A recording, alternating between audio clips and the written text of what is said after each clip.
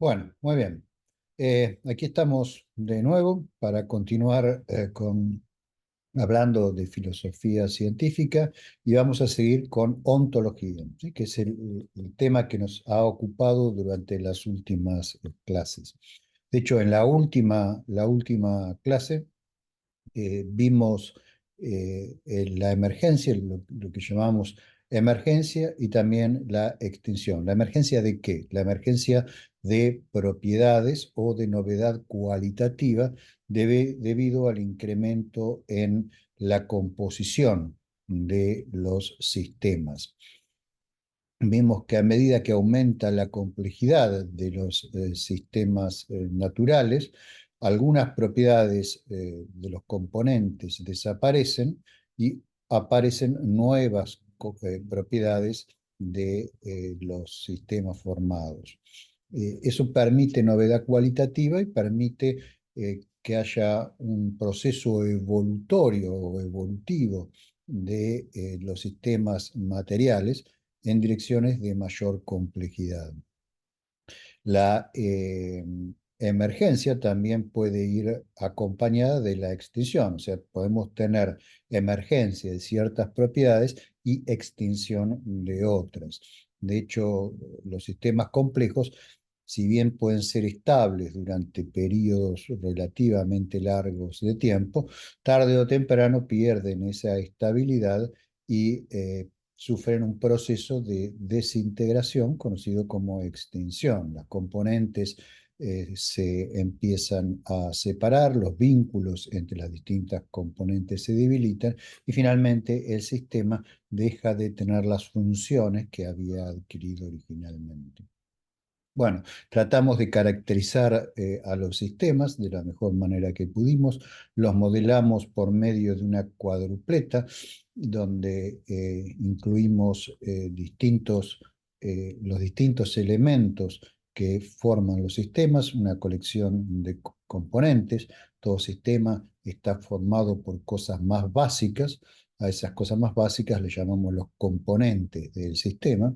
Luego hay una estructura que es la colección de los vínculos entre esas componentes. Esas componentes no son solamente un agregado, sino que están en interacción unas con otras, generando vínculos que le otorgan una nueva individualidad a la colección de estas componentes y forman entonces un sistema. Las interacciones son internas al sistema entre las componentes y a eso le llamamos la endoestructura del sistema. También tenemos una exoestructura, ya que los sistemas pueden interactuar con el entorno, ¿no? Entonces, el complejo de interacciones del sistema con el entorno lo llamamos la exoestructura. Y la estructura es la unión de ambas colecciones. Además de la estructura y de las componentes, tenemos el entorno del sistema, que es la colección de los otros sistemas con los cuales el sistema en cuestión puede interactuar. Y finalmente está la colección de mecanismos que ocurren en su sistema, esto es de procesos legales, de cambios, series de cambios que ocurren en el sistema y que lo dotan a este de las funciones específicas que el sistema tiene. Vimos cómo la aparición de sistemas más complejos va dando lugar a un proceso de jerarquización ontológica que permite conformar una serie de niveles ontológicos, ¿sí? Entonces, propusimos que el mundo está estructurado en niveles ontológicos. Cada uno de esos niveles lo diferenciamos porque tiene alguna propiedad o un conjunto de propiedades emergentes diferentes de las que tenían los sistemas que pueblan el nivel anterior, inmediato anterior. Identificamos cinco grandes niveles ontológicos, un nivel más básico que es el nivel físico, luego un nivel químico, donde La novedad cualitativa está dada por el hecho de que en los sistemas químicos la composición y la proporción de los distintos componentes puede cambiar debido a reacciones que se conocen como reacciones químicas. Luego tenemos los sistemas biológicos, que, bueno, tienen la propiedad adicional de estar vivos, ¿no? Que no tienen ningún sistema químico ni ningún sistema físico. Luego tenemos los sistemas sociales. Los sistemas sociales tienen toda una serie de propiedades que no tienen los individuos que conforman esas sociedades. Las sociedades pueden realizar cosas que los individuos no pueden realizar, tienen propiedades estadísticas que los individuos no tienen. eh, y finalmente mm, propusimos la existencia también de un nivel tecnológico, ¿no? Que no puede existir sin la previa existencia de sociedades altamente organizadas, que son las que producen los artefactos que forman ese nivel ontológico, ese nivel tecnológico, como le llamamos. Ahora, cada uno de estos niveles, a su vez, tiene un montón de subniveles.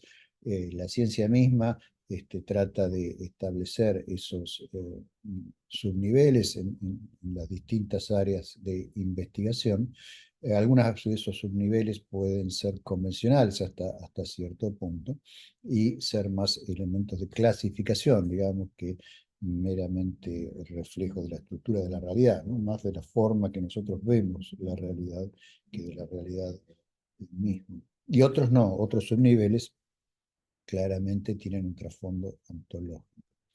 Bueno, eh, dijimos muchas cosas acerca de la estructura de niveles del mundo y terminamos nuestra última clase haciendo algunos comentarios generales respecto a el carácter sistémico de la ontología que estamos presentando, ¿sí? Y ofrecimos un postulado, eh, uno entre varios que ofrecimos la clase pasada, pero el último afirmaba que o bien toda cosa es un sistema o bien es una parte de un sistema, ¿sí? Las cosas básicas son siempre partes de sistemas, no hay cosas completamente aisladas. Bueno, hoy vamos a continuar nuestras indagaciones en ontología partiendo de ese punto. Para hacerlo, como siempre, voy a compartir pantalla, si ustedes me lo permiten. Un segundito, por favor. Bien, ahora ya están viendo ustedes transparencias y lo vamos a poner en modo full screen. Bueno, muy bien. Entonces, continuemos, digamos, nuestras indagaciones ontológicas. La presentación de este sistema ontológico que hemos caracterizado como un sistema realista, un sistema también objetivo, en el sentido de que no depende del sujeto, un sistema que es materialista, en el sentido de que asume que las únicas entidades que tienen existencia independiente de los seres humanos son entidades materiales, y también es una ontología que es sistémica y emergentista. Entonces podemos preguntarnos si este materialismo sistémico, como se le da el nombre en general, es una metafísica monista, ¿sí? ¿Monista qué significa? Que admite un único tipo de sustancia. La razón por la cual presento esta pregunta es porque he notado que hay una confusión muy extendida en muchas personas de pensar que cuando uno, por ejemplo, dice que es materialista, necesariamente asocian eso con el monismo, con la aceptación de una ontología de una única sustancia, y esta gente parece tender a pensar que esa sustancia es la materia. Sin embargo, nosotros ya definimos la materia y definimos la materia como la clase de todos los sistemas materiales. O sea, lo que realmente existe son los sistemas materiales. Eh, no la materia en sí, que es un concepto, porque las clases son conceptos. Entonces la pregunta correcta que nos debemos hacer es, bueno, ¿cuántas clases de sistemas materiales existen? Y la respuesta a eso va a depender de cómo están compuestos, de las composiciones de esos sistemas materiales. Entonces, si llegamos a la conclusión de que hay sustancias básicas, sustancias fundamentales en el mundo que no tienen componentes, y que son parte de todos los demás sistemas que existen, bueno, entonces nuestra metafísica será tan pluralista como sea el número de esas sustancias materiales. Será monista si admitimos una única sustancia fundamental, ¿sí? Si no, será dualista si admitimos dos o pluralista si admitimos muchas. Por ejemplo, famosamente Empédocles aceptaba cuatro sustancias materiales. Aceptaba la tierra, el agua, el aire y el fuego. Todo lo demás que vemos en el mundo es una combinación en sus justas proporciones de esos cuatro elementos fundamentales, esas cuatro sustancias básicas. Entonces, Empédocles era un pluralista, ¿sí? Admitía cuatro sustancias básicas. Eh, bueno, ¿cuántas sustancias vamos a admitir nosotros en nuestra ontología?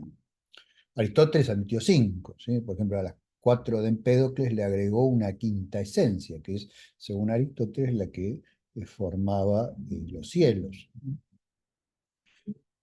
Spinoza solo admitió una, ¿sí? Le llamó Dios. Esa sustancia era la única cosa existente y todas las demás cosas que nosotros creemos percibir en el mundo no son más que modos o formas de existencia de esa única sustancia, ¿no? Entonces, Spinoza era monista. Ahí tenemos en la historia de la filosofía algunos ejemplos de posiciones metafísicas respecto a este problema.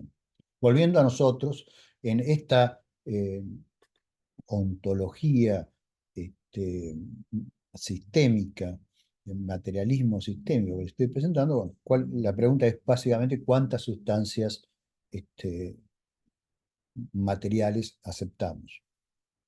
Y la respuesta a eso va a venir de la ciencia, porque estamos formulando una ontología en el marco de una filosofía científica. La ciencia investiga el mundo y nos dice, bueno, ¿qué es lo que encuentra en el mundo? Y cuando miramos al mundo, bueno, vemos un montón de sistemas que están hechos de componentes más básicas. Cuando vamos analizando cada vez más y más la estructura de esos sistemas y la naturaleza de las componentes, bueno, llegamos a lo que los físicos llaman las partículas fundamentales. Hay mucha gente que piensa que las componentes básicas del mundo son las partículas fundamentales, cosas como el electrón o los quarks, ¿sí? Cosas como el muón, como el fotón, ¿no? Hay un montón de partículas elementales. La mayoría de ellas fueron descubiertas a partir de los años 50 con el desarrollo de los aceleradores de partículas. Las más comunes y las más frecuentes, como el electrón o el fotón, se conocían desde antes, desde principios del siglo XX. Bueno, ahora, aceptar partículas como sustancias tiene algunos problemas, ¿sí? De hecho, tiene muchos problemas. Pero, digamos, uno que es obvio sin necesidad de saber de física es que hay un montón de partículas, ¿sí? O sea, no es que hay un único electrón, por ejemplo, por mencionar una clase de partícula elemental, sino que hay una enorme cantidad de electrones en el mundo. Y cada uno de los átomos que forman nuestros cuerpos tiene electrones, ¿sí? Y cada uno de los átomos que forman distintas cosas en el universo contiene electrones. Hay electrones libres en el medio interestelar, hay electrones libres en el medio intergaláctico, y cada vez que colisionan dos fotones, de alta energía se produce un electrón y su antipartícula, que es un positrón. Ahora, todos esos electrones tienen exactamente las mismas propiedades intrínsecas. Todos tienen la misma masa en reposo, todos tienen la misma carga eléctrica, todos tienen el mismo spin. Entonces uno puede preguntarse, bueno, ¿y por qué? O sea, ¿por qué todos esos electrones son absolutamente idénticos? ¿No? ¿Por qué tienen las mismas propiedades intrínsecas? Y lo mismo vale para cualquier otra clase de partícula elemental, ¿sí? Los fotones pueden tener distintas energías y, bueno, pueden aparecérsenos como un rayo de luz visible o como un rayo X o como un rayo gamma, pero es el mismo tipo de partícula, una clase de partícula que se llama un bosón, ¿no? Hay una infinidad de fotones por ahí en el universo, ¿no? Y así para cada una de las clases de partículas. Entonces, la pregunta no queda respondida dentro del contexto de la mecánica cuántica, que es la teoría, digamos, más elemental de la estructura de la materia, sino que hay que ir a una de las teorías más avanzadas de la física, teorías que se desarrollaron durante los años, fines de los años 50, años 60, los años 70 del siglo pasado, y esas teorías lo que nos llevan es a una concepción mucho más económica de las sustancias fundamentales, que son los campos cuánticos. Entonces, la idea básica detrás de esta teoría física, la teoría cuántica de campos, es que existen entidades en el mundo que se llaman los campos. Son entidades extendidas en el espacio y en el tiempo. Los electrones, como ustedes saben, y los fotones, son discretos, ¿no? En el sentido de que este, tienen un valor definido de carga, tienen un valor definido de masa, no tienen una localización definida, pero podemos localizarlos a costa de perder otras de sus propiedades, como por ejemplo el momento. Y eso es por las desigualdades de Heisenberg, ¿no? Unas relaciones muy famosas descubiertas por Werner Heisenberg en la década del 20. Bueno, pero los campos cuánticos son extendidos. Se extiende, por ejemplo, el campo asociado a el electromagnetismo se extiende pues, por todo el universo, ¿no es cierto? Y lo mismo sucede con eh, otros campos, ¿no? Campos escalares, por ejemplo, como el famoso campo de Higgs, que si bien fue postulado en los años 60, fue descubierto hace unos pocos años en experimentos en el Large Hadron Collider de Ginebra. Entonces, esos campos admiten excitaciones que son discretas, ¿sí? Excitaciones, estados excitados, son discretos, y esas excitaciones son lo que nosotros percibimos como las partículas fundamentales. Los campos también pueden interactuar entre ellos y lo hacen por medio de otros campos que son los campos llamados bosónicos, como el fotón. Por ejemplo, cuando un electrón interactúa con otro electrón, en realidad lo que estamos diciendo es que estados perturbados del campo están en autointeracción intercambiando fotones. Entonces, según la física moderna, las partículas elementales son modos de existencia de los campos y no son realmente fundamentales, sino que lo realmente fundamental es el campo. Incluso el campo tiene estados no excitados en los cuales no hay partículas. Eso no quiere decir que el campo no exista, ¿no? Lo que normalmente se denomina vacío está repleto por los campos cuánticos, eh, pero en un estado fundamental. Ese estado fundamental se puede excitar y se puede extraer energía. de esos campos, lo cual muestra que esos campos tienen una realidad objetiva independiente de nuestra percepción. Ahora, todos esos campos cuánticos se definen sobre algo que se llama el espacio-tiempo. No hay ningún campo cuántico al que se le pueda asignar energía, o sea, al cual tenga la capacidad de mutar, que no esté definido sobre el espacio-tiempo. O sea, un campo se define sobre una región del espacio y durante un lapso de tiempo. Entonces, ese espacio-tiempo, que durante mucho tiempo se discutió si era una entidad o no, hoy la ciencia nos ha mostrado que es una entidad física que tiene también energía, que puede ser perturbada, que esas perturbaciones pueden viajar a través del propio espacio-tiempo como ondas de curvatura, que hacen trabajo sobre nuestros instrumentos y que transportan energía que es mesurable, ¿sí? También el espacio-tiempo puede existir en ausencia de cualquier otro campo cuántico, a pesar de que la curvatura del espacio-tiempo afecta a los campos cuánticos y los campos cuánticos a su vez afectan la curvatura del espacio-tiempo, o sea, hay una mutua interacción entre los campos cuánticos y el espacio-tiempo. El espacio-tiempo no necesita de los campos cuánticos para existir hasta donde sabemos.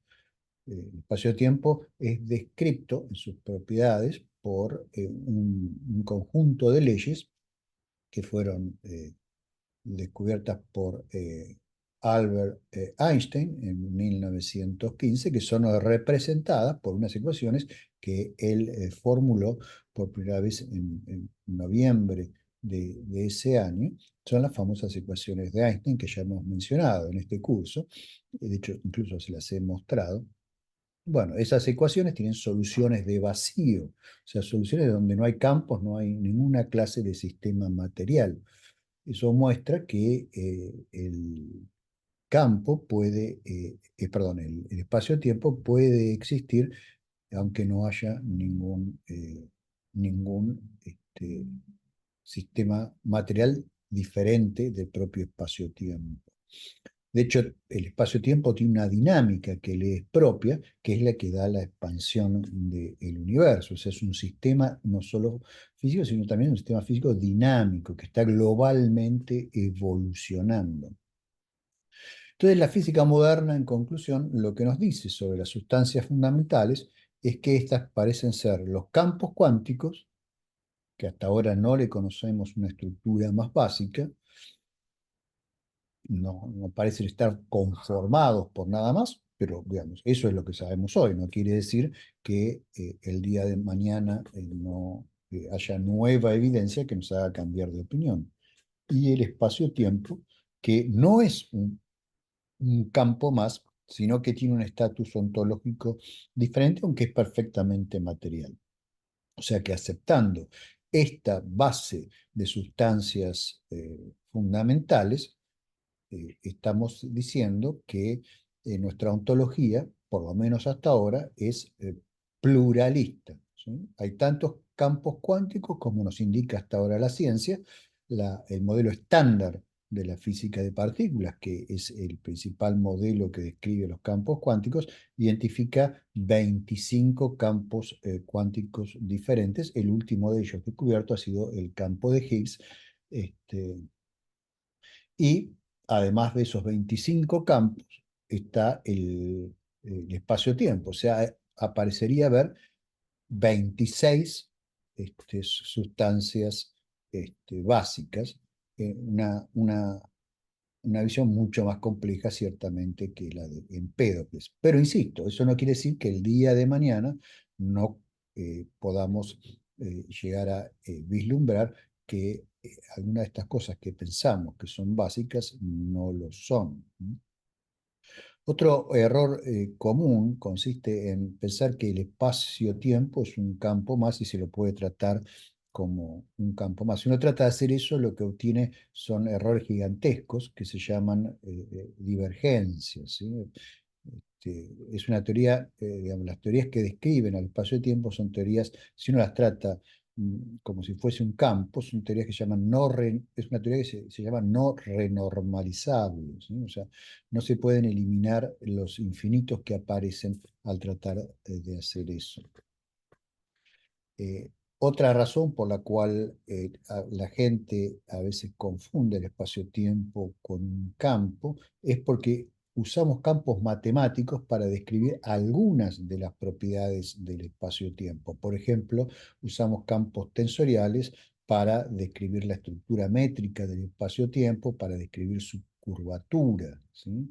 Eh, pero que usemos objetos matemáticos para describir que son campos, para describir a una entidad material, no quiere decir que esa entidad material efectivamente sea un campo. Lo que es matemático en este caso es el campo que se está usando. Por ejemplo, yo puedo utilizar un campo de velocidades para describir el movimiento de un fluido, pero eso no quiere decir que el fluido sea un campo, ¿sí? El fluido es un sistema extremadamente complejo, ¿sí? Pero en sí mismo no es un campo. Puede usar un campo para describir su comportamiento, pero no es lo mismo. ¿Sí? Entonces, bueno, el espacio-tiempo es una entidad material, no sabemos cómo se comporta a un nivel extremadamente pequeño, aún hoy en día no tenemos una teoría cuántica del espacio-tiempo.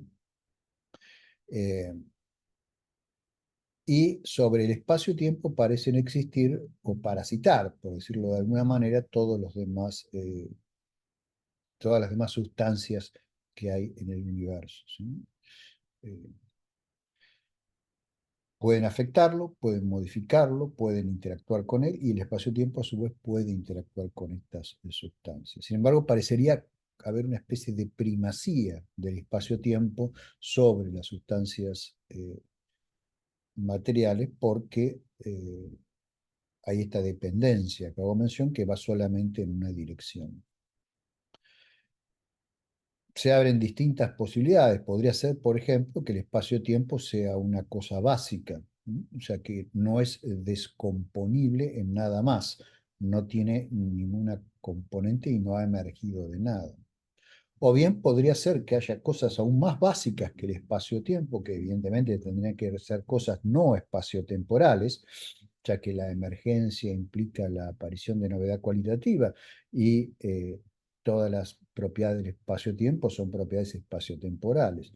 Entonces las cosas que pueden llegar a componer el espacio-tiempo, si es que tiene composición, serían cosas no espaciotemporales, y no entendemos muy bien qué significa eso aún hoy, ¿sí? No tenemos una clara teoría de la emergencia del espacio-tiempo a partir de cosas más básicas, aunque hay propuestas, ¿sí?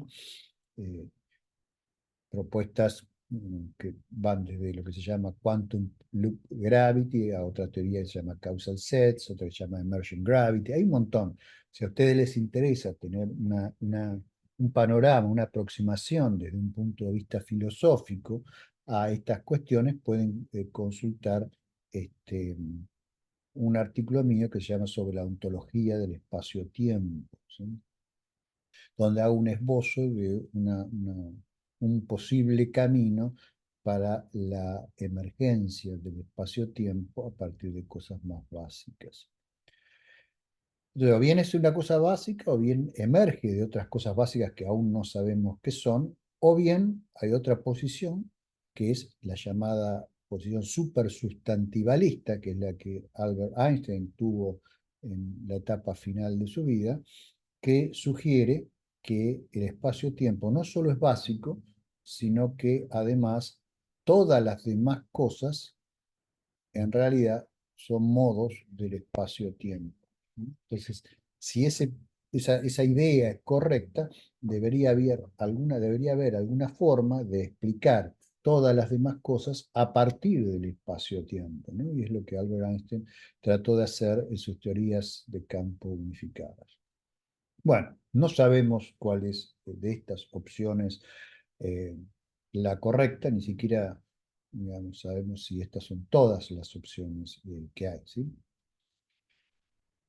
Pero lo que parece estar claro es que, por lo menos por lo que sabemos hasta ahora, el mundo es una pluralidad de sustancias materiales. El materialismo sistémico es una ontología científica en el sentido de que estas teorías que he estado tratando de desarrollar están, o por lo menos aspiran a estar, informadas por la mejor ciencia disponible. Y el valor que tengan estas teorías puede ser puesto a prueba por cuán fructífera resulta esta cosmovisión del mundo para ayudarnos a comprenderlo. Contrariamente a lo que pasa con una filosofía dogmática, el materialismo sistémico no es inmune al progreso científico. Fíjense ustedes que el que sea pluralista se debe al conocimiento que tenemos hoy de la estructura de los sistemas materiales y de su composición elemental, ¿sí? Pero bueno, nuestro conocimiento científico va a ir evolucionando y por lo tanto nuestra ontología, al ser científica, se tendrá que ir adaptando a la evolución de ese conocimiento. Un ejemplo de esto que digo lo tienen en, por ejemplo, el enorme impacto filosófico que, en mi opinión, ha tenido la detección de ondas gravitacionales en el año 2015 por el experimento LIGO. Las ondas gravitacionales son perturbaciones en la estructura del espacio-tiempo, son perturbaciones en la curvatura del espacio-tiempo que se propagan a través del universo. El poder detectarlas aquí y el poder medir la energía que transmiten nos muestra que el espacio-tiempo es una entidad real, ¿sí? Entonces, hay, en ese descubrimiento que es científico, es de la física, hay una implicación filosófica profunda que nos lleva a reconsiderar nuestra ontología. Cuando Mario Bunge falleció, él estaba empezando a reconsiderar su posición respecto al espacio-tiempo debido precisamente a la detección de ondas gravitacionales. Hay un par de artículos, uno de él y uno mío, que siempre discutimos estas cuestiones, publicados uno al lado de otro en un número de la revista Foundations of Science, sobre precisamente la, la implicación, la implicancia del descubrimiento de las ondas gravitacionales para la ontología del espacio-tiempo. Quizás a alguno de ustedes le resulte de interés leer esos artículos. Bueno, vamos a continuar ahora nuestro recorrido por el materialismo sistémico, eh, tocando algunos otros temas que son importantes, eh, pero que son, digamos, menores frente a la caracterización general de la ontología que hemos hecho hasta ahora. Entonces voy a tratar de clarificar toda una larga serie de conceptos que aparecen frecuentemente en ontología desde el punto de vista de este materialismo sistémico. O sea, voy a tratar de decirles qué entiendo por una serie de conceptos que aparecen muy frecuentemente en las discusiones ontológicas. Y vamos a empezar con el concepto de causalidad, ¿sí? Todos ustedes han oído hablar de procesos causales, ¿sí? ¿Qué significa causalidad? Vamos a tratar de esclarecer eso desde el punto de vista de la ontología que hemos aprendido o que hemos estado discutiendo. Entonces, lo primero a tener en cuenta es que la causalidad es una relación entre sucesos, entre ocurrencias, ¿no? O sea, una relación entre cambios que ocurren en cosas naturales, ¿sí? Materiales. No es una relación entre cosas. A pesar de eso, a veces en el lenguaje natural cometemos el abuso de hablar de la causalidad como una relación entre cosas, ¿sí? Por ejemplo, no sé, decimos, eh, mis padres son la causa de mi existencia, ¿sí? Cosas por el estilo. En realidad eso es una forma de hablar nada más, porque, insisto, la causalidad relaciona sucesos, eventos. Ciertas acciones cometidas por mis padres dan lugar a una serie de procesos que llevan a mi existencia, ¿sí? La relación es entre los eventos, los sucesos, no entre las cosas. Las cosas son las que experimentan los cambios o las series de cambios a las cuales llamamos procesos, ¿sí?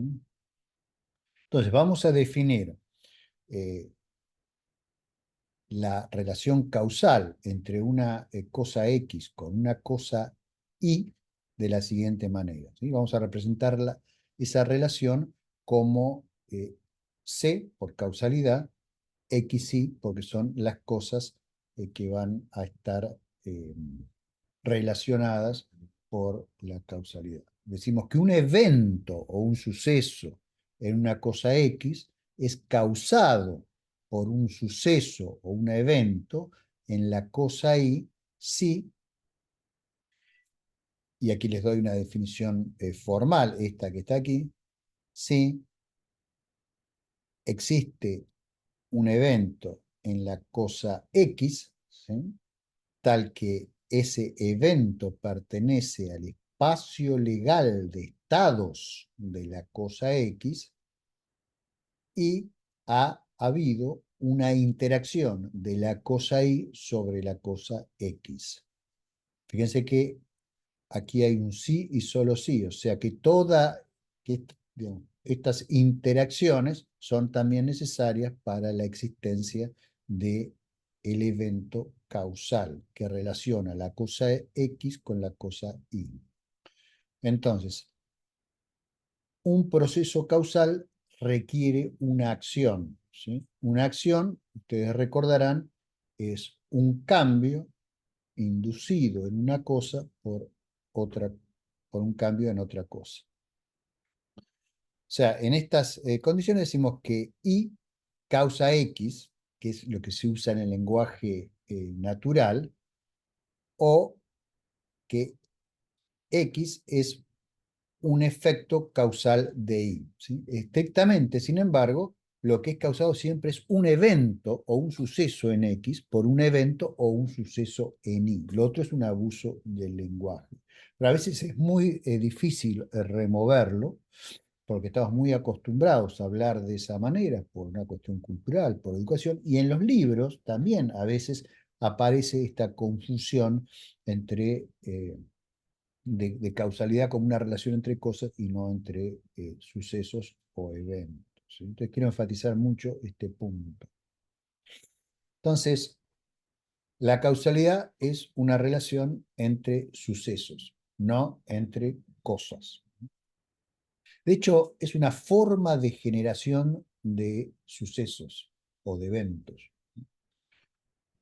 Ya vamos a ver que no es la única forma de generación de sucesos. Algo importante es que un evento dado en el espacio de sucesos legal de una cosa X es causado por una acción de una cosa Y, sí y solo si el evento ocurre condicionalmente a la acción. O sea, si no hubiese habido la acción, no habría el evento en la cosa X, ¿sí? Entonces, en esas condiciones decimos que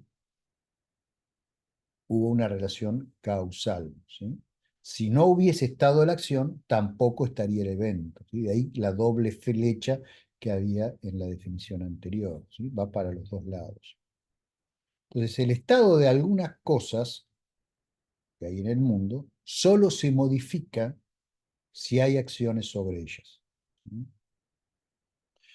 Por ejemplo, ahí tenemos una serie de fichas colocadas, digamos, en una determinada distribución. Y tenemos una acción que hay sobre una de las fichas. Ven este dedo aquí que empuja a la ficha. Entonces, bueno, eso da lugar a una serie de ocurrencias, una serie de eventos, ¿sí? La ficha cae debido al momento transmitido por el dedo y a la acción de la gravedad y golpea a otra ficha produciendo una acción sobre la otra ficha, que a su vez produce una acción sobre la otra y se produce esta serie de sucesos que son las caídas de todas las fichas. Entonces lo que tenemos es una cadena de generación de eventos que es causal. La causa que produjo la serie fue la acción del dedo sobre la primera ficha. Y luego todo el proceso tuvo lugar por la acción de cada una de las partes en interacción con otro. Que son las distintas fichas que cada una va interactuando con la siguiente en la fila, dando lugar al cambio global, que es que básicamente todas las fichas cambian de estado, pasan de estar paradas verticalmente sobre la mesa a estar todas acostadas sobre la mesa. Luego, a menos que haya alguna acción causal, las fichas van a quedar ahí. ¿Sí?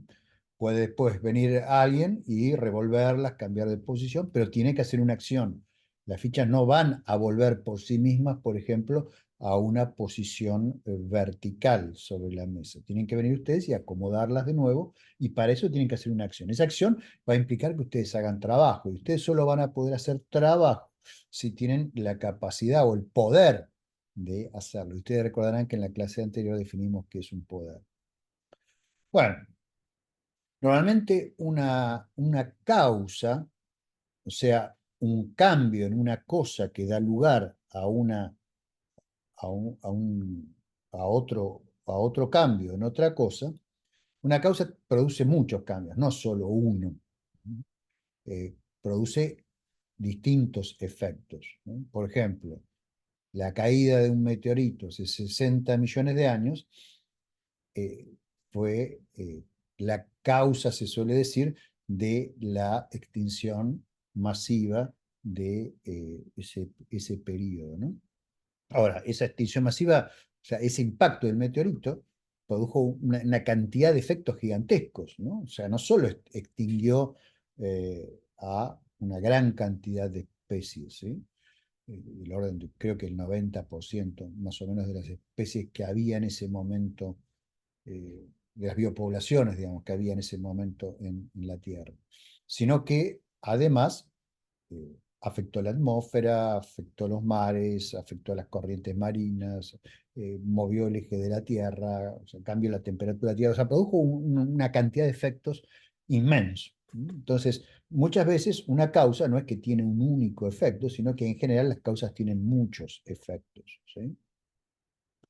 Eh, ¿Por qué, digamos, la misma causa siempre produce el mismo efecto cuando actúan las mismas condiciones y exactamente las mismas? Bueno, porque el mundo es legal, ¿sí? Entonces, la causalidad no es más que una manifestación de la legalidad del mundo. Pasa que en la acción que ocurre para dar lugar a un proceso causal, eh, intervienen normalmente muchas restricciones diferentes a los espacios de estado de las cosas, normalmente intervienen muchas leyes naturales, ¿sí? Por ejemplo, en el ejemplo de las fichas que mostré hoy, bueno, ahí claramente interviene la gravitación, pero bueno, también las interacciones electromagnéticas, porque cuando ustedes tocan con el dedo a la primera ficha haciendo trabajo sobre la ficha, la fuerza que ustedes están aplicando en última instancia es una interacción electromagnética, ¿sí? Entonces, bueno, cada una de esas interacciones obedece a restricciones de leyes naturales, del espacio de estados de las cosas, que son el resultado de la legalidad global que hay en el mundo. Eh, Por ejemplo, para mostrarles la enorme cantidad de efectos que puede generar una causa extremadamente a veces simple. Supongamos que ustedes hablan con alguien y le dicen algo, ¿no? Dependiendo de qué es lo que le digan, que puede ser solamente una palabra, una pequeña perturbación producida por sus cuerdas vocales de ondas de compresión en el aire, que son oídas por el sistema auditivo, son captadas por el sistema auditivo de la otra persona y transformadas en esa señal transformada en mensaje que puede ser decodificado por el cerebro humano, ustedes pueden inducir una enorme cantidad de cambios en la persona. Supónganse que viene alguien y me dice que falleció alguien muy querido por mí. Bueno, simplemente unas pocas palabras pueden producir unos cambios devastadores en la química de mi cerebro que van a afectar todo mi cuerpo, pueden inducirme montones y montones de cambios, ¿sí? Entonces, en general, incluso causas relativamente simples pueden tener una pluralidad de efectos muy, muy grande que hace muy difícil el predecir qué es lo que va a suceder, ¿sí? Por la enorme cantidad de factores que intervienen, dada por la complejidad de los sistemas que están sufriendo las causas y los efectos.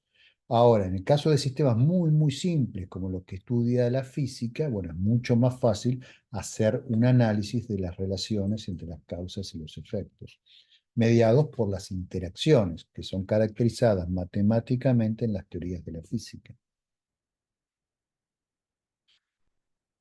Fíjense que Copérnico ya se dio cuenta de esto que estoy diciendo y escribió: la naturaleza nunca hace nada superfluo, nada inútil, y sabe sacar múltiples efectos de una sola causa.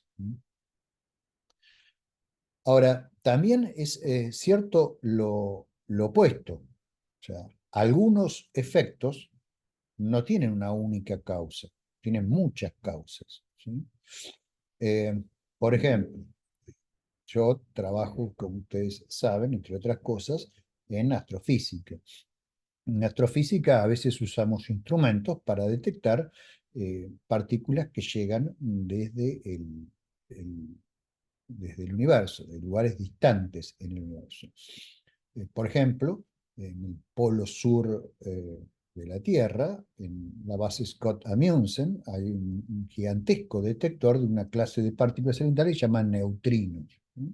Bueno, ese detector cada tanto detecta un neutrino, ¿sí?, proveniente de alguna galaxia no muy lejana, digamos, ¿no? Por ejemplo, de un núcleo galáctico activo. Bueno, la producción de ese neutrino probablemente no fue una causa simple, sino que la producción de ese neutrino implicaba muchas causas. Y observando ese neutrino, para nosotros no es trivial reproducir lo que pasó en la galaxia para que el neutrino se generara, ¿sí? Pues fueron un montón de procesos los que ocurrían. Entonces, lo que nos enfrentamos es con lo que se llama un problema inverso, que son los problemas más típicos de la ciencia, que después los vamos a estudiar en más detalle en epistemología. Pero básicamente es cuando queremos, desde el conocimiento de un efecto, tratar de remontarnos a cuáles fueron las causas. Y para eso tenemos que hacer una reconstrucción hipotética de lo que sucedió en la fuente, digamos, en la cosa que dio origen a los distintos eventos que llamamos causas que produjeron ese efecto. Y vamos a requerir información adicional para poder resolver, eh, aunque sea en forma conjetural, pero plausible, ese problema. Lo mismo sucede, por ejemplo, en neurociencias, ¿sí? Acá tienen una imagen de este chico. Esta es una universidad en Riken, ¿sí? Riken University en Japón, Tokio. Ustedes dirán: ¿qué está haciendo esta persona acá? Bueno, lo que tiene puesto en la cabeza es un dispositivo que está conectado a una computadora que tiene un programa que interpreta los patrones de actividad eléctrica en el cerebro. Esa computadora, como ha sido entrenada con inteligencia artificial, con redes neurales, para reconocer ciertos patrones eléctricos que ocurren en el cerebro cuando la persona piensa ciertas cosas. La máquina fue entrenada para reconocer eso, junto con el sujeto que ustedes ven ahí en la foto. Entonces, eh, ha sido entrenada para reconocer qué exactamente. Bueno, cuando la persona piensa en abrir y cerrar su mano, ¿sí? Entonces, la máquina aprende a reconocer de las miles de cosas que pasan en el cerebro, ciertos patrones comunes, y transforma eso en una señal que va a un brazo cibernético que ustedes ven aquí sobre la mesa, que puede abrirse y cerrarse de la misma manera que yo ahora estoy abriendo y cerrando la mano. En cierta forma, la computadora está leyendo la mente de este joven, ¿no? En realidad está leyendo la actividad eléctrica de su cerebro, reconociendo patrones regulares que ha sido entrenada para reconocer, está resolviendo el problema inverso y luego está usando la resolución de ese problema inverso para activar en un problema directo el movimiento de esa mano mecánica que ustedes ven ahí que está haciendo esto, ¿sí? Lo que muestra este tipo de tecnologías es que aunque hay muchas causas en el cerebro de este joven que producen el movimiento de la mano, podemos recorrer en ambos sentidos esta relación causal. Podemos ir de las muchas causas al efecto, que es el movimiento de la mano, pero también podemos ir del movimiento de la mano durante el proceso de entrenamiento a las causas que estaban en el cerebro, que es la actividad eléctrica que hubo en el mismo. Interesante, ¿no? Bueno, eh, quizás ustedes han escuchado la expresión que está aquí escrita de determinismo causal, ¿sí? ¿Qué es el determinismo causal? Bueno, es la idea que los estados de las cosas, ¿no? O sea, el conjunto, la colección de propiedades de las cosas, solo se modifican por medio de acciones causales. Entonces, si eso es cierto, entonces decimos que el determinismo causal es verdadero. Por ejemplo, Laplace creía eso, creía en el determinismo causal, ¿sí? Creía que los estados de las cosas solo se modifican por acciones causales, donde las acciones causales son lo que hemos definido antes, ¿sí? Como él creía conocer las clases de interacciones que hay entre las cosas, creía poder predecir si conocía las condiciones iniciales y sabía, digamos, representar en forma exacta esas interacciones, él pensaba que podía reconstruir todos los procesos que iban a ocurrir en el mundo. Bueno, la investigación científica del mundo nos muestra que el determinismo causal es falso, ¿sí? O sea, hay formas de generación de eventos que no son causales, ¿sí? Entonces, no importa que, digamos, ustedes tengan un conocimiento perfecto de las interacciones, como no todas las relaciones son causales, si ustedes saben las condiciones iniciales, no van a poder calcular necesariamente el estado final eh, en forma completa. O sea, el determinismo causal, insisto, es falso y eso está bien, probado científicamente. Hay contraejemplos, ¿no? Ahora, esto no implica que el determinismo en general sea falso también, ¿sí? Recuerden que el determinismo en general es la doctrina que sostiene que todos los sucesos que ocurren en el mundo son sucesos legales, en el sentido que son el resultado de restricciones a- regulares a los estados posibles de las cosas. Hay formas no causales de determinación legal y dado que, digamos, todos los sucesos son causales, ya sea, perdón, todos los sucesos son legales, ya sean causales o no, entonces el determinismo es verdadero, pero no es determinismo causal estricto. ¿Mm? Entonces, ¿cuáles son esos contraejemplos que yo mencioné? O sea, la causalidad es una forma de generación de eventos, hemos dicho, pero no es la única que existe. Por ejemplo, hay otra como el decaimiento de las partículas elementales, que es legal, pero es acausal. O sea, para que el estado de una partícula elemental cambie, no es necesaria la acción de ningún sistema sobre la partícula. Un ejemplo es el muón. El muón es una partícula elemental, no está compuesta por otras partículas. Pertenece al modelo estándar de la física de partículas. Y acá ven el muón. Es una partícula que es similar al electrón, pero es mucho más pesada, tiene 105,7 megaelectronvolt de masa, el electrón solo tiene medio megaelectronvolt de masa, o sea, pesa 200 veces más, pero tiene la misma carga, tiene propiedades muy, muy similares, y el muón, a diferencia del electrón, es una partícula que después de un cierto tiempo decae. O sea, decae quiere decir que se transforma en otra cosa. Esencialmente, el muón, como ustedes lo ven acá, acá está el muón, se termina transformando en lo que algo se llama un neutrino muónico, que es otra partícula elemental. Y al hacerlo emite otra partícula que se llama un bosón W-, que es una partícula que, digamos, transmite la interacción débil, una de las interacciones que existen en, en la teoría cuántica de campos, y ese muón negativo también decae y da lugar a un electrón y a un neutrino, antineutrino electrónico. O sea que el muón, en última instancia, digamos, sin acción externa de ningún tipo, sin tener componentes, o sea, sin que haya un debilitamiento de las ligaduras internas o de los vínculos, porque no los tiene, se transforma en promedio, en un lapso de una millonésima de segundo, en un electrón, un antineutrino electrónico y un neutrino muónico. Son todas partículas elementales, ¿no? Esas sí son estables. Esas ya no van a decaer.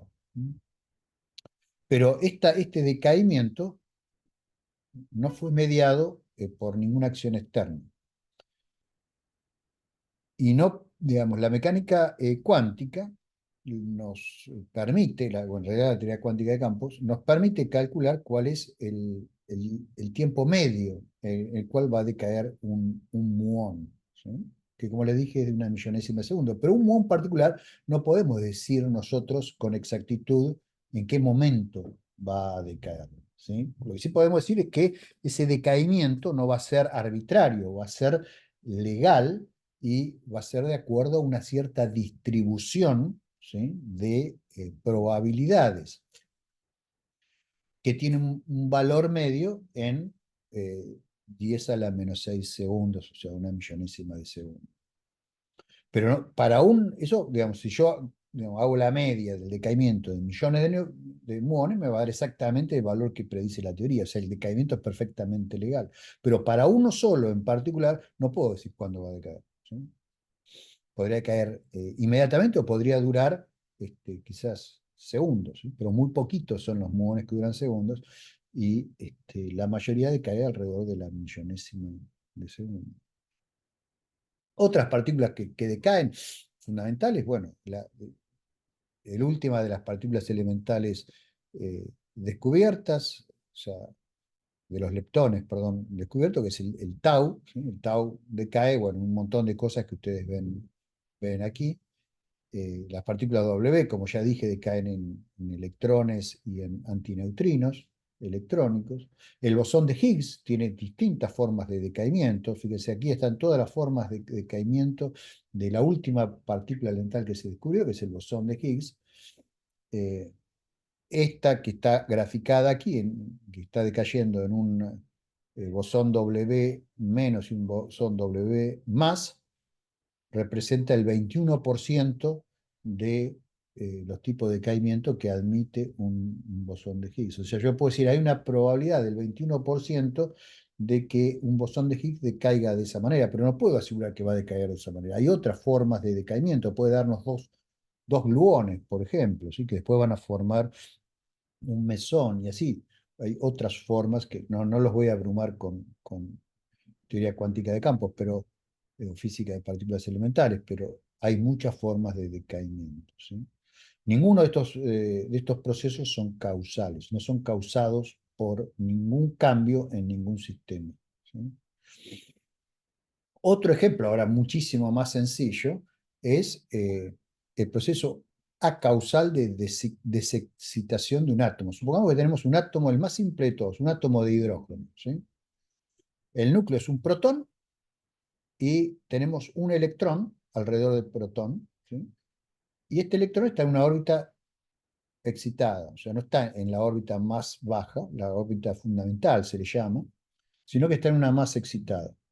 Entonces, ese muón va a decaer, va a pasar, va a sufrir un cambio a un estado de menor energía, o sea, a la órbita fundamental, sin que haya ninguna acción de nadie sobre él.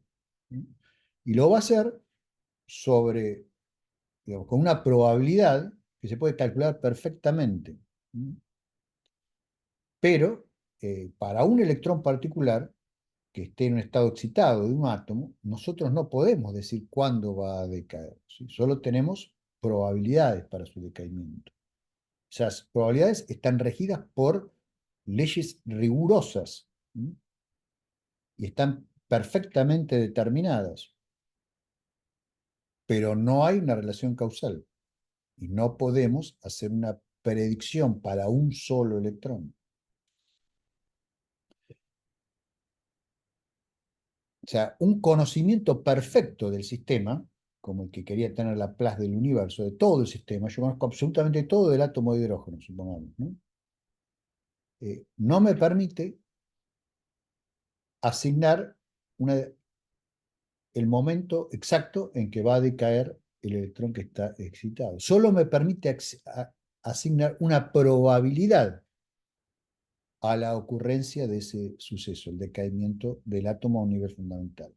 De acuerdo a las leyes, en este caso es la mecánica cuántica, que es todo mucho más sencillo, ¿sí? O sea, acá les puse un ejemplo de un átomo que pasa del nivel, eh, primer nivel excitado al nivel fundamental. Podría pasar del el tercer nivel excitado al segundo nivel excitado y después pasar al fundamental, etcétera. ¿No? Muchos cambios de este tipo. De hecho, los fotones, por ejemplo, que se miden en el instituto que yo dirijo, se llama Instituto Argentino de Radioastronomía, en la línea de 21 centímetros de radio, corresponden a transiciones del spin del hidrógeno neutro que está en el medio interestelar. Y esos cambios en el spin, ¿sí? Son cambios acausales, ¿sí? Entonces, la línea del hidrógeno neutro que nos permitió descubrir, por ejemplo, la estructura espiral de nuestra galaxia en los años 50, es un proceso esencialmente acausal. Ahora, lo que ese fotón, cuando llega a nuestros radiotelescopios, produce es una serie de procesos causales. Entonces, el desenvolvimiento del mundo siempre es determinista, pero en una combinación de procesos causales y procesos acausales, pero todos legales y por tanto deterministas. ¿Mm? Bueno, muy bien. Hemos estado viendo causalidad. Vamos a ver ahora azar y probabilidad, ¿sí? Un poco el azar es la contracara de la causalidad, ¿no? Uno piensa a veces en causalidad como algo que sí o sí va a suceder y en azar como algo que, bueno, puede suceder o no. Bueno, la palabra azar en realidad es polisémica, ¿sí? Y podemos darle al menos dos sentidos muy diferentes. Uno es el que se da en epistemología, ¿sí? O sea, en teoría del conocimiento. En ese caso, casualidad, perdón, o azar, si ustedes quieren, designa básicamente el carácter impredecible de algunos sucesos en algún marco teórico. ¿Mm? O sea, yo digo que algo ocurre por azar, por casualidad, ¿sí? Si me es imposible predecir lo que va a suceder en algún marco teórico. ¿Sí? Por ejemplo, en el marco de la mecánica de Newton, me es imposible predecir cómo va a ser el movimiento de los asteroides troyanos dentro de 20.000 años, ¿sí? O sea, simplemente no puedo calcularlo, es un sistema caótico, ¿no? No puedo calcularlo. El azar, sin embargo, es perfectamente determinista, ¿no? Y es determinista causal, ¿no? El caos es causal.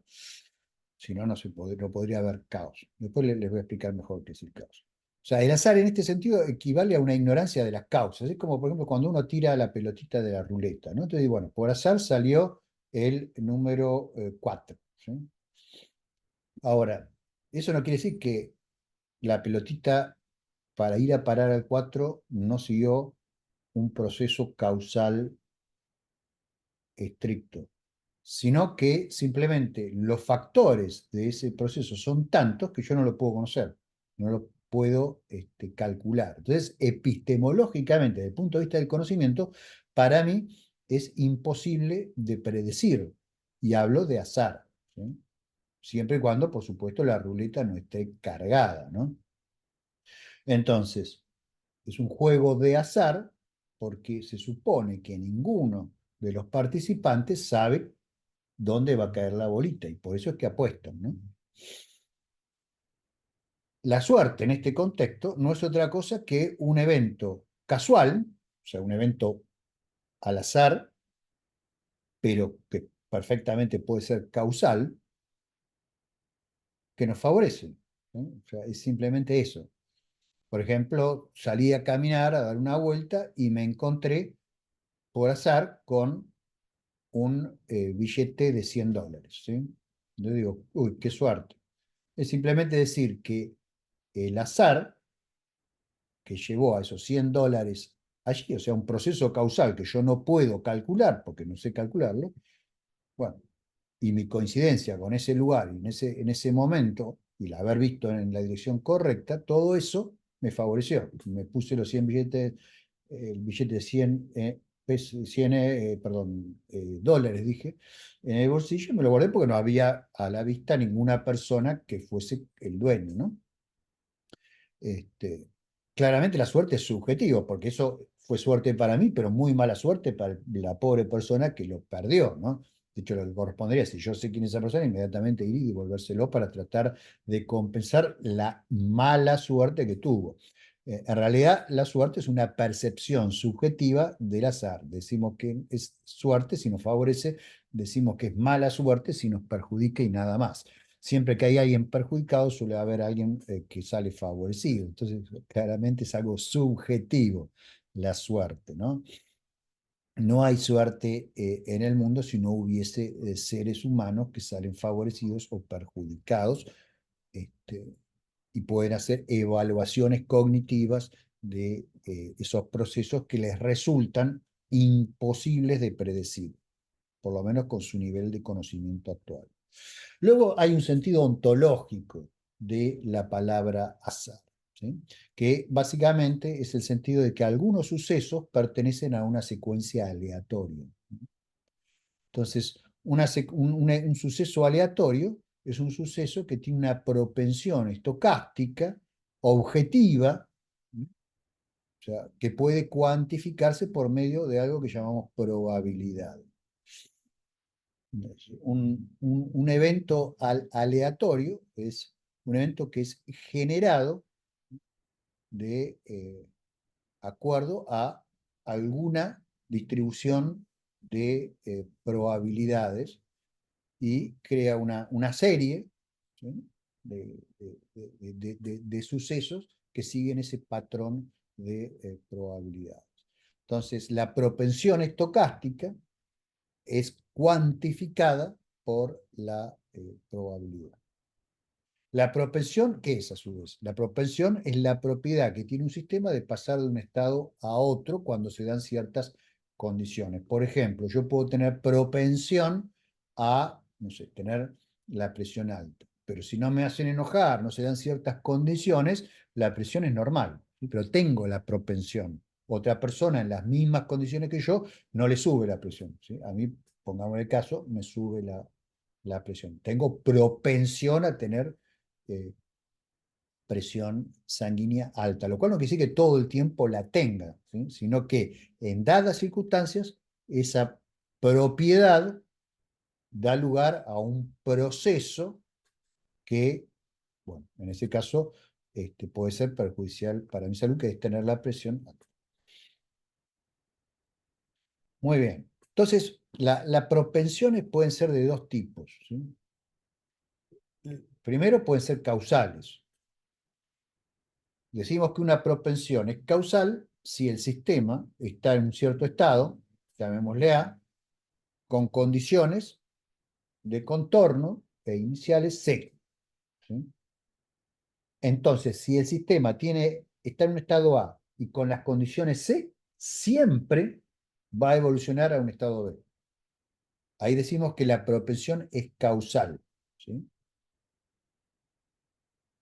Y es estocástica la propensión, la palabra rara que usé recién, si el sistema está en un estado A con condiciones C, y entonces hay una probabilidad de que pase al estado B.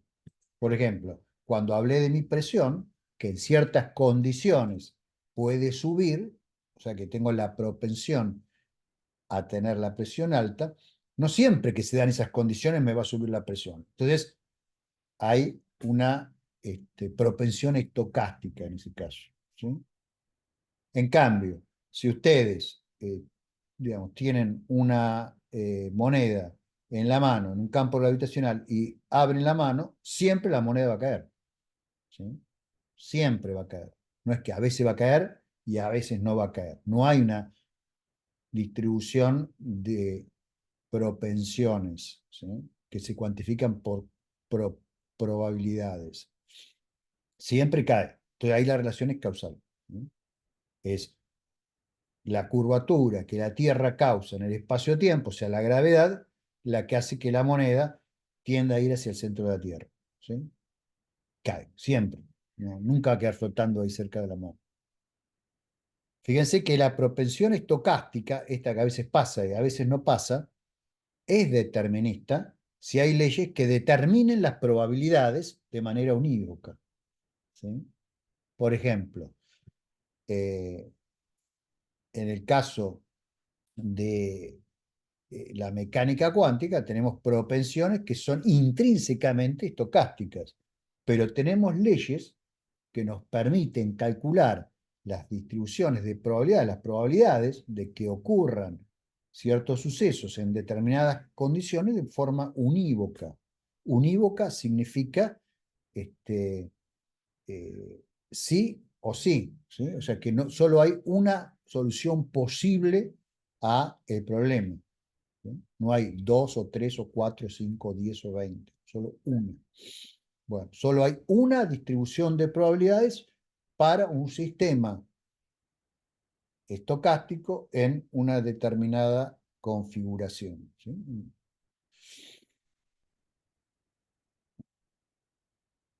La propensión estocástica, entonces, se suele representar matemáticamente ahora por estas cosas que llamo probabilidades, ¿sí? Que son funciones en realidad las probabilidades, o sea, son objetos matemáticos. Las propensiones, en cambio, son propiedades, ¿sí? Son propiedades que se activan en determinadas condiciones. La probabilidad, entonces, es una función que aplica una serie estocástica en un intervalo que está entre 0 y 1, que nos permite cuantificar la probabilidad. 0 significa que algo nunca va a ocurrir. 1 es que va a ocurrir seguro, ¿sí? Y todo lo que está en el medio es, digamos, una medida de la probabilidad de que ocurra, ¿sí? O sea, que se dé el suceso en cuestión, ¿sí? Las probabilidades se rigen por cinco axiomas, perdón, que son los famosos axiomas de Kolmogorov, que es la persona que los postuló, que son los siguientes, ¿sí? Primero, si F es un conjunto y E sub I es un subconjunto de F, entonces todas las uniones e intersecciones de E sub I van a estar en F. O sea, el conjunto este E es el conjunto de todos estos subconjuntos que yo formo con las uniones y las intersecciones de un conjunto dado. Luego, el segundo axioma dice que la probabilidad va a ser un número entre 0 y 1. ¿Sí? El tercero dice que para cualquier elemento de un cierto conjunto A que está contenido en E, la probabilidad de ese A va a estar entre 0 y 1. Luego, si A pertenece a E y B pertenece a E, o sea, si tengo dos elementos que a su vez son conjuntos, porque recuerden que en E tenemos todos subconjuntos, ¿no? Y a su vez la intersección de A con B es distinto de 0, entonces la probabilidad de la unión es igual a la suma de las probabilidades. ¿Sí? Y por último, la probabilidad de F es igual a 1. ¿Sí? Entonces, esto es algo puramente matemático, pero lo podemos interpretar haciendo que esas probabilidades, que son funciones matemáticas que simplemente obedecen estos axiomas, representen, y acuérdense de la relación de representación, a las propensiones de un conjunto o de una colección de sucesos E, ¿sí? De que ocurran. Entonces, cualquier el suceso que ocurra va a tener una propensión que va a estar entre 0 y 1, nos dice este axioma. ¿Sí? Acá ahora ya estoy interpretando estos axiomas. ¿Sí? Entonces, estos ahora son sucesos. ¿Sí? Entonces, todo suceso que esté acá adentro va a tener una probabilidad de ocurrencia entre 0 y 1. O no ocurre, ocurre, o puede ser que ocurra con un grado de probabilidad dado. Y luego, si tengo dos conjuntos de sucesos y los uno, la probabilidad de que ocurra eh, un suceso A, la probabilidad de que ocurra, perdón, un suceso que esté en esa unión va a ser igual a la suma de las probabilidades por separado. ¿Sí? Y por último, la probabilidad de que ocurra algo es 1. ¿Sí? Esto, de acá puedo sacar un montón de teoremas, que son los teoremas de la teoría de probabilidad, ¿sí? Que si mantengo la interpretación, los puedo aplicar a sucesos o eventos. Entonces, fíjense que la probabilidad es la medida cuantitativa de la propensión estocástica, ¿sí? Y por lo tanto es una medida de una propiedad física. ¿Sí? O sea, es incorrecto asignar probabilidades, por ejemplo, a proposiciones, a enunciados, a conjuntos, a hipótesis, a pesar de que a veces los filósofos, una y otra vez, cometen abusos del lenguaje o se equivocan o ignoran y dicen, bueno, la probabilidad de tal hipótesis es tanto, ¿sí? O la probabilidad de tal enunciado es tanto. No, la probabilidad no es del enunciado. La probabilidad es del suceso o el evento que es representado en el enunciado. ¿Sí? Si yo digo, mañana llueve, el enunciado mañana llueve no tiene una probabilidad del 30%. Lo que tiene una probabilidad del 30% es que mañana efectivamente llueve. Si es que el servicio meteorológico de alguna manera calculó eso, ¿no? No porque yo lo digo. Entonces, eso es importante. Las probabilidades se aplican a sucesos. ¿Sí? No tiene sentido decir, por ejemplo, esta teoría es más probable que esta otra teoría. Pues las teorías son objetos conceptuales. ¿Sí? O sea, básicamente son sistemas de enunciados. Entonces, no tiene sentido asignarle una probabilidad a una teoría. ¿Sí? Lo que puede ser probable o no probable, más o menos probable, son sucesos que describen esas teorías. Y las teorías pueden fallar o no a la hora de describir los sucesos.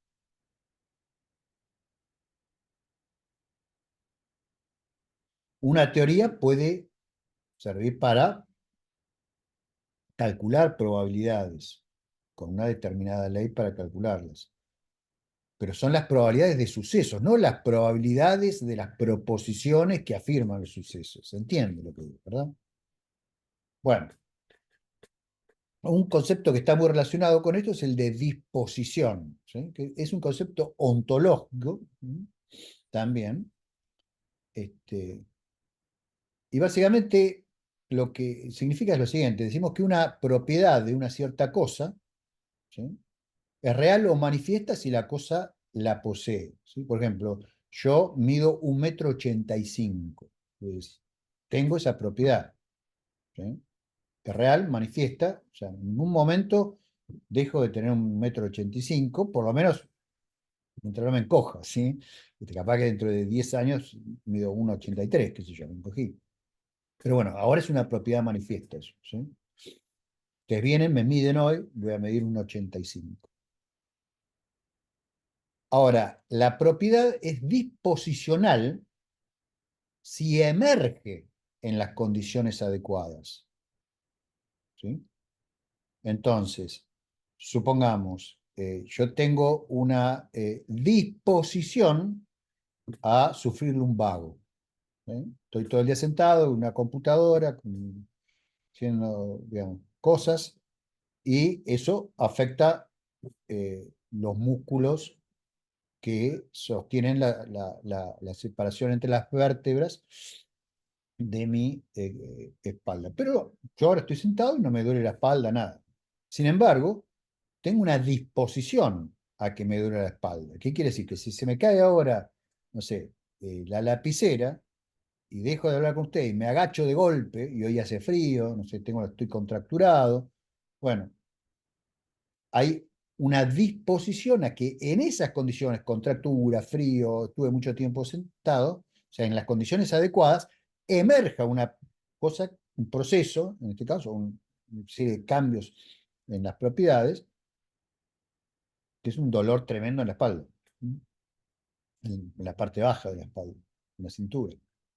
Entonces tengo una disposición a tener dolor en la cintura. Si voy al gimnasio, hago natación, bueno, esa disposición va a disminuir y quizás hasta pueda desaparecer, ¿sí?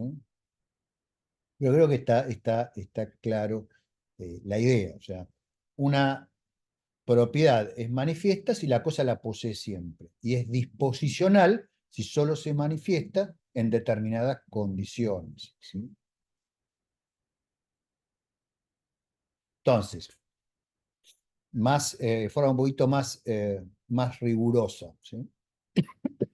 Decimos que una cosa X tiene la disposición D si X tiene una propiedad real A o manifiesta A, y X interactúa con otra cosa Y. Luego, como consecuencia de dicha interacción, X adquiere una propiedad relacional R. Entonces, esa propiedad relacional R, relativa a mi interacción con otras cosas, en el ejemplo que les di, bueno, la lapicera que se cayó y digamos, todas las cosas que forman el contexto en el cual me da el lumbago, entonces ahí se hace manifiesta la propiedad relacional R, ¿sí? ¿Relacional por qué? Pues porque está relacionada con las condiciones y las cosas que producen esas condiciones a través de cambios en ellas. En notación formal, X tiene la disposición de si solo si X tiene una propiedad A y existe un y existe un R, tal que Y es distinto de X, y X interactúa con Y de tal manera que es el caso que R de X e Y. Ejemplo de una propiedad disposicional es la longevidad, por ejemplo, ¿sí?, de algunas personas. O sea, uno puede tener una disposición a ser longevo, ¿sí?, si tiene una cierta carga genética de determinado tipo. Ahora, si tengo esa disposición, pero estoy todo el día drogándome, estoy todo el día eh, trasnochando, me la paso trasnochando, tomando alcohol, bueno, esa disposición por ahí nunca se manifiesta, porque nunca genero las condiciones para llegar a vivir 90 años, ¿eh? Lo mismo, puedo tener una disposición a ser extremadamente longevo, toda mi familia, supongamos el caso, no lo es, pero bueno, supongamos el caso, que fue todos extremadamente longevos, pero mi vocación es ser soldado mercenario. ¿No? Entonces me la paso en conflictos, es muy probable que no llegue a una edad avanzada, ¿sí? Ahora, fíjense que no es lo mismo longevidad que la expectativa de vida al nacer, ¿sí? O sea, por ejemplo, yo nací en la ciudad de La Plata en el año 1964. En ese momento, la expectativa de vida al nacer para este, eh, un bebé de sexo masculino era, por decirles algo, no sé, 64 años, ¿sí? Bueno, eso no quiere decir que yo, digamos, tenga una propensión a vivir 64 años. Eso es simplemente una característica estadística, un atributo que nosotros le damos a una población, ¿sí? A un conjunto, que es el conjunto de los bebés que nacieron en la ciudad de La Plata o en Argentina, pongan el caso, en el año 1964 y que eran de sexo masculino. Y a ese conjunto, si uno va viendo la tasa de fallecimiento en ese momento y hace los cálculos adecuados, va a ver que hay digamos, una, una, una expectativa de vida en ese momento de tantos años, ¿sí? O sea, la probabilidad cuantifica propiedades disposicionales, ¿sí? Propensiones de individuos concretos, mientras que los parámetros estadísticos como la esperanza de vida lo que hacen es caracterizar conjuntos de individuos, ¿sí? Son atributos de los conjuntos de individuos. Lo mismo pasa con los promedios, las varianzas, todo ese tipo de propiedades que en realidad son atributos estadísticos de los conjuntos, ¿sí? Cuando uno dice, bueno, eh, el- la población argentina bueno, pobre o digamos, moderadamente pobre porque el ingreso medio per cápita es de tanto, ¿sí? Eso no quiere decir que yo voy a ganar esa plata, ni que tenga una predisposición a ganar esa plata. Eso es un atributo del conjunto. Algunos ganan mucho menos, algunos ganan mucho más, ¿sí? Ahora, lo que sí puede ser que una determinada persona tenga una disposición, digamos, a, por decir algo, tocar muy bien el violín. Si se encuentra con un violín y es educado de determinada manera y se dan ciertas condiciones sociales, culturales, económicas, esa persona puede ser un gran violinista y puede llegar a tener un ingreso per cápita mucho mayor que la media, ¿no? Entonces no hay que mezclar atributos estadísticos con propiedades que son siempre asociadas a individuos que tienen propensiones o disposiciones, propiedades disposicionales. Bueno, muy bien. Si les parece, dejamos aquí la clase de hoy y en la clase que viene voy a seguir tratando temas de ontología. En particular voy a hablar de criterios para decir si algo existe o no. ¿Mm? Este es un tema también muy interesante. Bueno, sin más entonces y hasta la próxima, me despido de ustedes. Como siempre, un gusto.